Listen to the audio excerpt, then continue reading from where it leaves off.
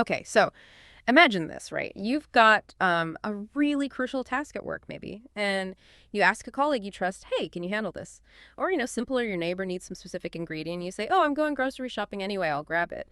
These everyday things, delegating, letting someone act for you, they seem pretty straightforward. But what if I told you that these simple interactions, they actually tap into some really deep and nuanced principles, especially when you get into finance? Welcome to the deep dive. Today, we're really getting into two fascinating concepts that honestly underpin so much of how trust and delegation work, particularly in Islamic finance. We're talking about wakalah, which is basically agency, and then this other really interesting idea, Fodooli, which deals with unauthorized actions. Our mission today, we're taking the complex stuff, the details from foundational Islamic financial standards, and boiling them down into insights that might genuinely surprise you. Think of it as a shortcut to really grasping these elegant frameworks. So get ready, because this stuff governs tons of financial interactions, and honestly, some of the details are pretty thought-provoking. Yeah, and the sources we're drawing from, they're essentially the bedrock for this. They're like a blueprint, super detailed, laying out definitions, the conditions, the different types, what happens when things go right or wrong. For both Wakalah and Fodooli, it's a really structured guide showing how these ideas are meant to work in the real world. Okay, so let's start right at the beginning then. Wakalah. At its core, the definition is something like delegating a person to another in matters that actually accept delegation. Empowering someone. Why is that specific wording, matters that accept delegation, so important? Well, it immediately sets the stage, doesn't it? It draws the boundaries. Wakalah isn't just asking a favor, it's a more formalized thing, a delegation of authority. And that structure is what lets it apply really broadly to financial transactions, yes, but also executing contracts, performing services, even managing funds for someone. Pretty much any economic activity where you might need someone else to, step into your shoes. Right. But just as important as where it does apply is knowing where it doesn't. The sources are really clear about the limits. Like you mentioned, you can't use wakalah for personal worship, like prayer. Why is that distinction so sharp, you think? Fundamentally, acts of worship are seen as intensely personal. Right. It's about your direct connection, your devotion. You just can't delegate that kind of intimate spiritual responsibility. Yeah. And similarly, it doesn't really apply to personal status things, marriage, divorce, those need direct personal consent. Or areas like, say, litigation or punishments, where legal representation has its own specific, often non-delegable rules. It keeps the delegation focused where it belongs and doesn't step on toes, basically. Protects those personal or sensitive legal areas. That makes a lot of sense. So, okay, for a wakalah agreement, a contract, to actually be valid, what are the essential pieces, the building blocks? There are three main things you need. First, what's called the form, or SIA. That's how the agreement is actually expressed, like the offer and the acceptance. Second, the subject, the specific thing or task being delegated, has to be clear. And third, obviously, the parties involved, the principal, that's the person doing the delegating, and the agent, the one taking on the task. Let's unpack that first one, the SIA, the form, how the agreement's made. But hang on, here's something that jumped out at me from the sources for unpaid agency. Silence can actually mean acceptance. Wait, really? Silence. What does that tell us? It's subtle, yeah, but it speaks volumes about the underlying trust. In many contexts, silence can imply consent, especially if the task is beneficial or not a burden, and the agent isn't getting paid for it. It sort of suggests a baseline of goodwill, almost like, well, of course I'll help, right? But critically, if the agent explicitly rejects it, says no, then boom, the offer's off the table, revoked. Okay, so even though it's formal, there's a practical, almost intuitive element there. And the form itself can vary too, right? Immediate, conditional, future dated, absolute, restricted. What's the main thing to remember about all those variations? Flexibility is definitely there, but the key takeaway is that context is king. Whether it's happening right now or based on the condition, whether it's wide open or tightly defined, the agreement always has to consider local customs, what's genuinely best for the principal, and their specific situation. It's not just a rigid template, it adapts, but the core principles always hold. Gotcha. Which kind of leads us nicely into the people involved, the parties, and the purpose of the agency itself. Let's talk conditions. For the principal, the muwakil, they need capacity to contract. What does capacity really mean here, especially with those nuances about like harmful versus ambiguous acts? Right? Capacity basically means legal competence. Can they actually enter into a binding agreement? Now, for acts that are clearly harmful, wakalah is just not valid, period. You can't delegate doing harm. For acts that are ambiguous, maybe beneficial, maybe not, then you might need a guardian's permission, if that applies. But for stuff that's definitely beneficial, the principal needs full independent capacity. It's layered, you see, to protect the principal and ensure good judgment. Okay. And the agent, the wakil. Full legal capacity too, and crucially, they have to be aware of the delegation. This makes me wonder, and maybe our listeners too, what if the agent isn't fully clued in? Like they don't really get what they're agreeing to. Can they still be held to it? No, absolutely not. The sources are crystal clear on this. Awareness is essential. If the agent isn't fully aware or if key parts are fuzzy, their actions might not hold up under the agency agreement. The whole foundation of a wakala rests on, informed consent from both sides. If the agent doesn't understand, they can't really act properly as that trustee figure we talked about. Right, the trustee role. And speaking of the task itself, the subject matter, it has to be known to the agent even if there's a bit of initial fuzziness that'll clear up later. It has to be owned by the principal or they need the right to deal with it. And it has to be something you can actually delegate. I remember that phrase you mentioned, invest this as you wish. Even with something that broad, what does the agent still need to stick to? Even with sweeping words like that, the agent is still bound by the principal's best interest and relevant custom. It's a great example of that core principle, the amana, the trust. It's not a blank check. It's broad delegation, sure, but within a framework of trust and, frankly, good faith. The agent remains a fiduciary.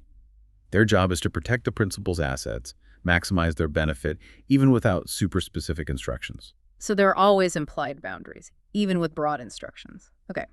Now let's get into the different flavors of agency, general versus specific, absolute versus restricted. What's a really critical point about general agency, something it doesn't automatically include? Right. A general agency, just by default, does not cover making donations unless it's explicitly spelled out.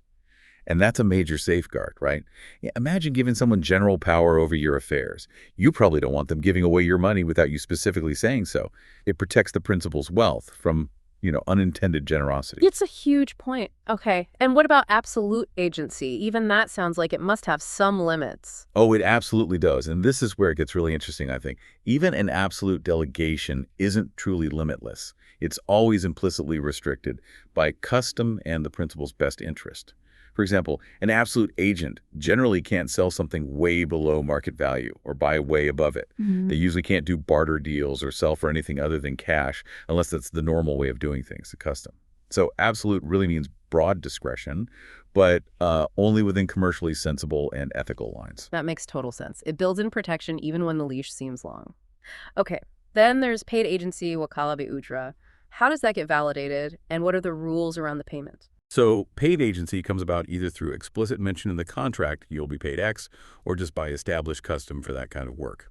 It generally follows the rules of ijara, which is basically leasing or hiring services. And the payment, the ujra, it has to be known, a fixed amount, a clear percentage, or something you can figure out precisely. If they forget to specify, then the standard customary wage for that job applies, ensures fairness. Host, speaker. And can the agent get bonuses if they do exceptionally well? Yeah. Maybe exceed a target? Yes, exactly. They can get an amount over a specified outcome or a percentage of it. You can definitely add an incentive percentage on top of the base pay. Encourages good performance. And the rules are quite specific if things go wrong, like an agent quitting or the principal stopping the work. If an agent quits without a good reason, they're actually liable for any real damages caused. And they only get paid for the work they did complete if it was actually useful to the principal and never more than the agreed rate for that chunk of work. On the flip side, if the principal stops the agent from finishing without a valid excuse, the agent gets the full agreed pay. If there is a valid excuse, then it's proportional pay. It's all about fairness and accountability for both sides. Yeah, it sounds very balanced. Now, you said wakala is usually non-binding. Either side can back out.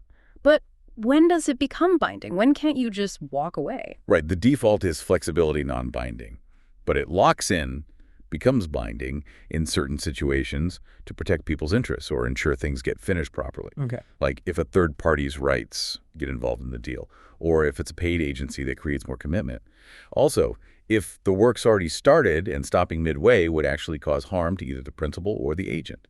Or simply if one party explicitly agreed, okay, I won't revoke this for X amount of time. These conditions add that necessary layer of commitment when just walking away could be damaging. Okay. And temporary agency. If there's a deadline, does everything just screech to a halt at midnight on that day? Not quite. Timing is allowed. You can set a deadline by agreement. But that deadline mainly stops the agent from starting new things after that time. Actions or transactions that were already set in motion during the agency period can often continue and be completed even after the official deadline. It allows for practical completion without needing endless formal extensions for things already underway. Got it. Let's shift gears a bit to trust and responsibility, the obligations. What does the principal owe the agent? Okay, so the principal has some clear duties. They absolutely have to reimburse the agent for legitimate expenses and any purchase prices paid out in relevant types of agency like buying something. And importantly, the principal cannot try to make a rule saying the agent has to cover these costs themselves. That's not allowed. Plus, if it's a paid agency, deliberately delaying payment to the agent is prohibited. The system really wants the principal to financially back the agent properly. It's about fairness. And flipping that, what about the agent's obligations? You mentioned earlier they act as a trustee, yada mana. What does that really mean for, our listeners? Why is that label so critical?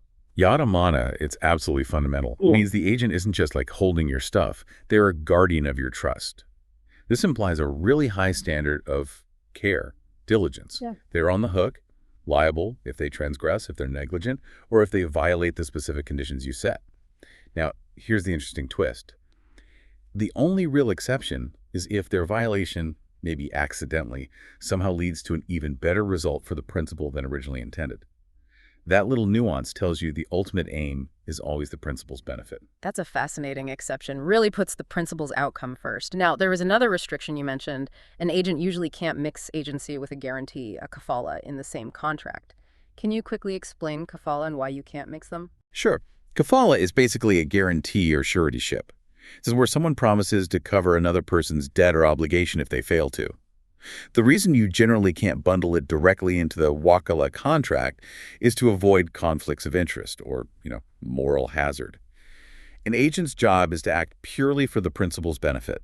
If they've also guaranteed something personally within that same deal, their interests might get split. They might prioritize protecting their own guarantee over getting the best deal for the principal. Keeping them separate maintains clarity and the agent's undivided loyalty. Makes perfect sense. Keeps things clean. What about agents dealing with, say, their own family members or even themselves regarding the subject of the agency? Is that ever okay? It can be okay, but only under strict conditions. It has to be completely free from excessive profit, no sneaky deals or favoritism. And crucially, it requires the principal's explicit informed permission beforehand. So there's some flexibility, but only with total transparency and safeguards against the agent enriching themselves unfairly. But there are also some hard no's, right? Like, they absolutely cannot contract with themselves directly, or their kid who's under their guardianship, or a business partner involved in the same thing, and definitely can't represent both sides of a deal. Exactly. Those are strict prohibitions, specifically designed to prevent those conflicts of interest we talked about. Ensures the agent's loyalty is solely with the principal. Interestingly, they could potentially buy something from the principal that they had originally bought for the principal earlier, as long as there isn't some other conflict, like with a guarantee they made. It's subtle, but again, it's about protecting the principal's interest above all. Okay, so what if an agent does mess up? They violate the terms, and it doesn't lead to that surprisingly better outcome. What are the consequences? Right. If they violate the terms, go against instructions, Right. For example, the contract related to that violation becomes suspended. It's basically put on hold. It then depends on the principal's approval. The principal gets the choice. Do they want to ratify, basically approve this unauthorized action after the fact or not?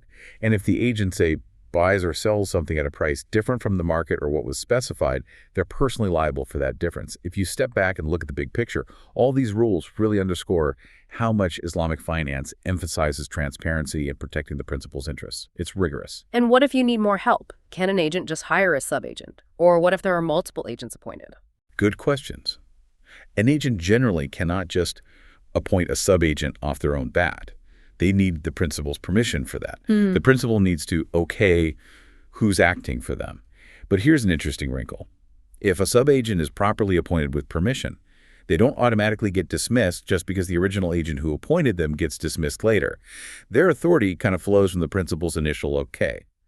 And if the principal appoints multiple agents for the same task, then usually none of them can act alone unless the principal specifically says they can. It often implies they need to act together, collectively. It always comes back to the principal's control and clear lines of authority. Okay, so eventually agency relationships end. How does a wakala typically terminate? Yeah, there are several ways it can end. The most obvious is the task being completed. Done. Or, if the thing being managed, the subject matter no longer belongs to the principal. Or if the principal actually steps in and does the work themselves. It can also end if the subject matter itself is lost or destroyed. From the people side, it ends if the principal revokes the agent's authority or if the agent resigns. But, and this is important, the other party needs to be made aware of the revocation or resignation for it to take effect properly. And of course, if they agreed it would end upon a specific event happening, then when that event occurs, it terminates. And wasn't there a special type, one that keeps going even if the principal passes away? Exactly. That's the non-cancelable agency. It's a specific type where the agency's effect continues even after the principal's death, or say, if an institution acting as principal goes into liquidation. This is usually set up for complex, long-term things where finishing the delegated task is paramount, ensuring continuity beyond the principal's existence. Okay, now let's pivot to what you called the unsung hero earlier, maybe. The concept of Fodooli, unauthorized dealings. So, someone acting without permission. What does this actually mean for a transaction they might initiate? Right. Fodooli describes precisely that. Someone acting on behalf of another person, but without being their authorized agent or having any other legal right to do so. Like your neighbor trying to sell your lawnmower while you're on vacation without asking. So the big question is, what happens to that deal your neighbor tried to make? Yeah, sounds messy. What's the immediate status of that kind of Fodooli contract? It's actually quite structured, surprisingly. The contract is immediately considered suspended. It's in limbo, basically. Its validity hangs entirely on whether the actual owner, you, in the lawnmower example, gives their approval or permission later. And crucially, until you approve it, either the Fodooli, your neighbor, or the person they tried to sell it to can back out, revoke the deal. But once it's revoked by either of them, you lose your chance to approve it later. If you, the owner, never approve it, the contract just becomes void. Never happened, legally speaking. Okay, so the owner holds the power, but there's a window, and others can close it. What if the Fodooli, the unauthorized person, doesn't even tell the other party they're acting without permission? Ah, good point. If the Fodooli doesn't disclose their unauthorized status, if they act as if it's their own deal, then the law treats the act as theirs personally. It binds them, not the owner they were pretending to act for. This stops people from making risky, unauthorized deals and then trying to claim it was for someone else only if it turns out well. And this whole concept of Fodooli, it applies pretty broadly across all sorts of financial contracts. Right. And now for the part that really bends my brain a bit, the retroactive effect. You said if the owner does eventually approve the Fodooli's contract, what happens then? This is probably the most distinctive feature, yeah. If the owner does give their approval, the contract suddenly springs into full legal life. It becomes valid and effective. And here's the key bit. Retroactively, right back to the moment the original unauthorized act happened. It's treated as if the permission was there all along. And from that moment of approval onwards, the regular rules of wakala, of agency, apply to the situation. Wow, okay. Retroactive validity. How does that impact things like contract stability or certainty? It feels like it adds flexibility, maybe, but also a period of suspension or uncertainty? It definitely introduces that period of suspension, you're right. But the underlying principle seems to be about prioritizing the validation of acts that turn out to be beneficial, even if they started without authority. It provides this unique safety net, a mechanism for situations where someone acts without permission, perhaps even in good faith, and it turns out to be a good move. The owner gets the final say, the ultimate control, but the system allows for ratification after the fact. It acknowledges that sometimes good things happen spontaneously and provides a way to formalize them. We have certainly covered a lot of ground today.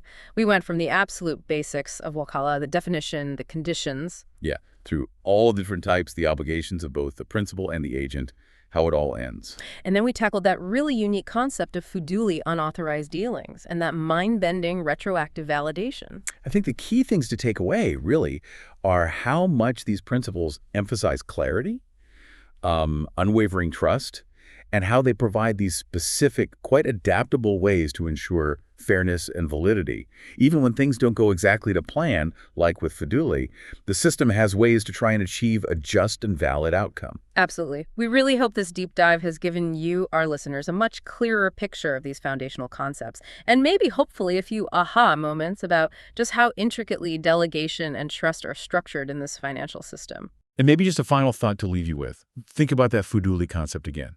An act that only becomes valid after the fact, with approval, but then it's valid right back to the start. How does that challenge our usual ideas about contracts need to be valid right from the moment they're made? Could other areas of life, maybe outside of finance, potentially benefit from a similar idea? A sort of suspended agreement that could be approved later to make sense of spontaneous but ultimately beneficial actions. Something to ponder.